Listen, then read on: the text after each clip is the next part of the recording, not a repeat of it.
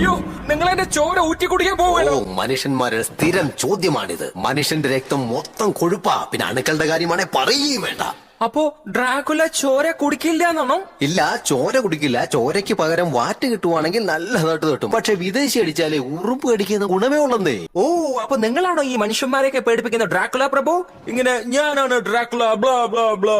ഞാൻ എന്റെ ജീവിതത്തിൽ ഇന്നേ വരെ ആരോടും തന്നെ ബ്ലാ ബ്ലാ എന്നൊന്നും പറഞ്ഞിട്ടില്ല. അതൊക്കെ ആൾക്കാർ പരദൂഷണം പറയുന്നതാ. ഞാനൊന്ന് ചോദിച്ചോട്ടെ, ശരിക്കും ഏതാണ് ഈ സ്ഥലം? ഏതാണ് ഈ സ്ഥലമെന്നോ? ഇത് ഞാനുണ്ടാക്കിയ കോട്ട. ഇരുളിന്റെ മറവിൽ നീങ്ങുന്ന എല്ലാ രക്തരക്ഷസുകളും മനുഷ്യന്റെ ഉപദ്രവങ്ങളിൽ നിന്ന് രക്ഷപ്പെടാനുള്ള സങ്കേതം.